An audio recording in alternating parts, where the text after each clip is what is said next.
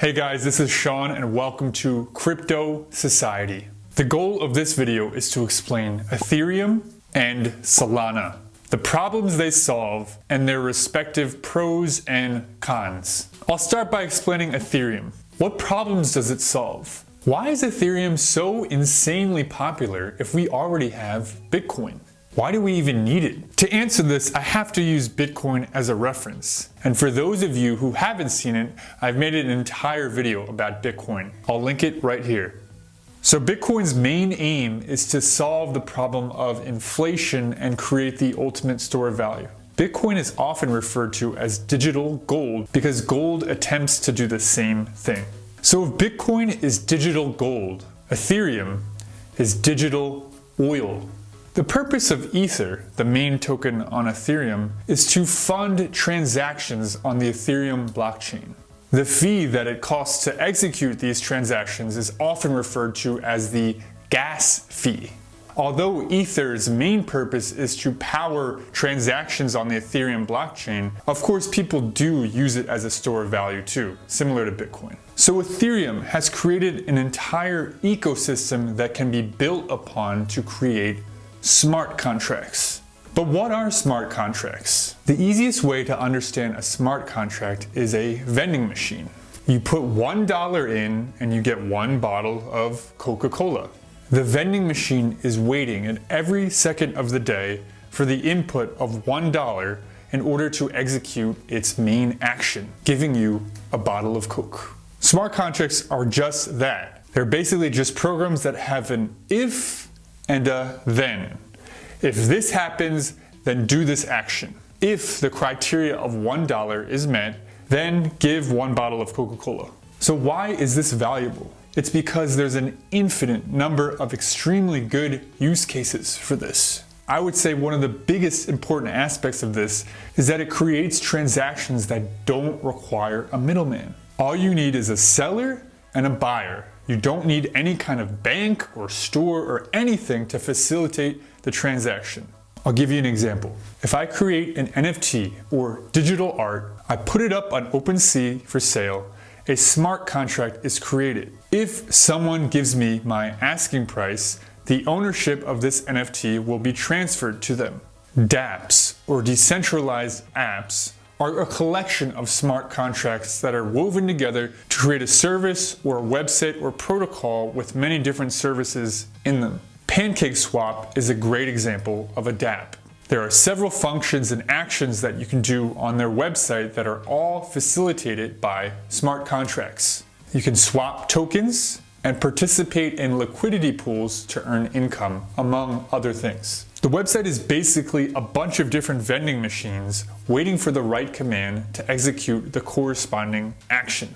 So going along with this, because Ethereum has the largest network of these dApps and protocols and ways that you can use Ethereum and smart contracts that are built on the Ethereum blockchain, the amount of Ethereum transactions is way higher than the amount of Bitcoin transactions. Every second of the day, people are buying and selling NFTs, swapping tokens, staking their coins for interest, among many other things. Long story short, there are a ton of things you can do on Ethereum, and the list is getting bigger and bigger all the time. However, one of the bad things about Ethereum is that it uses proof of work to facilitate transactions. I could make an entire video going into proof of work and explaining exactly what it is, but to put it briefly, proof of work requires people with really powerful computers, or miners, to solve complicated algorithms in order to create blocks. These blocks are like buses that carry messages on them. An example would be like,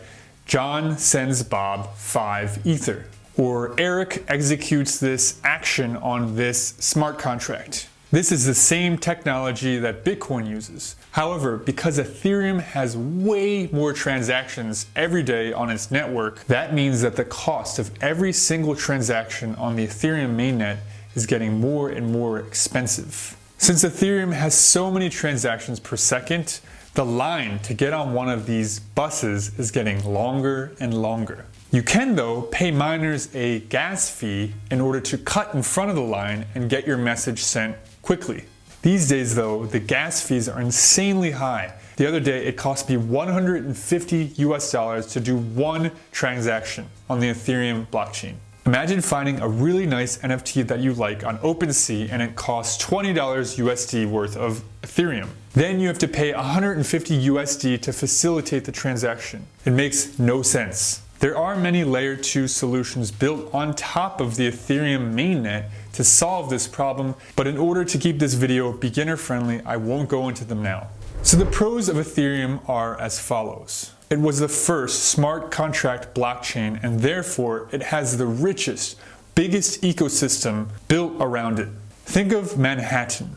Manhattan is the most active part of New York City. The most money goes in and out of it. The best events are there. The most Michelin star restaurants are there. The best bars, the best clubs are there.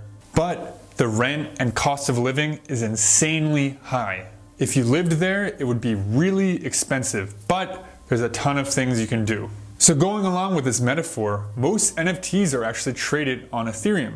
Why is that? Well, if the NFT that I'm buying costs $50,000 US worth of Ethereum, what do I care about a $150 gas fee? The other pro of Ethereum is that it has a really familiar and well-known coding language that you use to make smart contracts on Ethereum. This coding language is Solidity. I myself am a super beginner at coding, but from what I hear, Solidity is much easier than many other coding languages, including Rust, which Solana uses. The cons of Ethereum are very obvious. The insane gas fees. It makes it really hard for anybody performing small transactions or multiple transactions. Now enter Solana. Solana is also a layer 1 platform like Ethereum, but it has a lot of advantages over Ethereum. Solana does not use proof of work like Ethereum does. Instead, it uses a unique form of proof of stake called proof of history.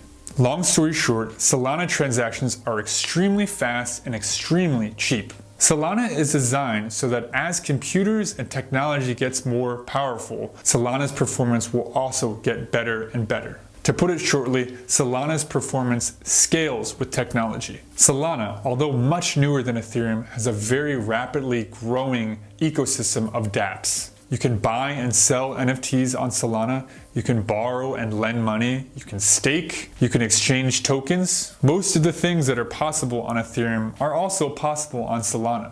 So what's the downside? Well, sticking with the metaphor before, if Ethereum is Manhattan, Solana is Brooklyn. As stated before, Manhattan has the Michelin star restaurants, it's got the best bars, clubs, things to do. But Brooklyn is very up and coming, and it's much cheaper. There are some decent restaurants and bars and clubs and things to do in Brooklyn. They're very up and coming, but they're very new. So not as many people use them or know about them. So even though the Solana ecosystem is expanding rapidly, it has a long way before it catches up to the Ethereum ecosystem. People are just so used to Ethereum, and people who don't care about gas fees will continue to use it. So what's more important, a better product or a better network? Well, you could argue that with Solana being the technologically superior network, it's only a matter of time until they catch up with Ethereum. But there's something really important to note. Next year, the current Ethereum will upgrade to Ethereum 2.0. And with that comes the massive upgrade from proof of work to proof of stake. This will make Ethereum transactions over 99% cheaper, which will make Ethereum a true powerhouse and something very difficult to defeat. However, Solana is receiving a lot of support from powerful people such as Sam Bankman-Fried, the young owner of FTX, one of the most popular crypto exchanges in the world. So which one do I hold more of? Personally, I'm a massive fan of Solana, and I was lucky enough to invest in it pretty early. So I have more Solana. I also think that Solana is a bit more user-friendly. I really like the Solana web browser wallet, Phantom. In my opinion, it's much better than the most popular browser wallet for Ethereum, MetaMask. But if you're coding and trying to make smart contracts, Solidity, the coding language for Ethereum, is much easier than Rust, the coding language for Solana. However, I do own some Ethereum too, and I would say I use both of the blockchains pretty regularly. If you're debating which one to invest in, I would go 50-50 into both just to be safe. Ethereum might be the safe play, but Solana has so much potential to grow so fast in the short term. If you're planning to utilize the tokens Ether and Solana, I would warn against Ethereum just because of the insane gas fees.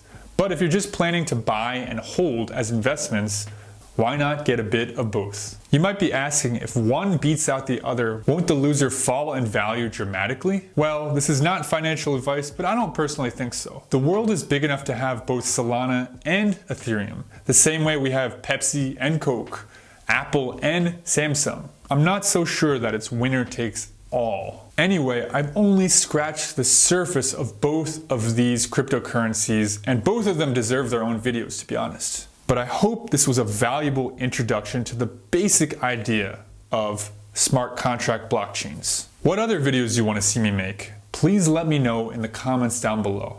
Once again, I'm Sean from Crypto Society. I'll see you guys in the next video. Bye.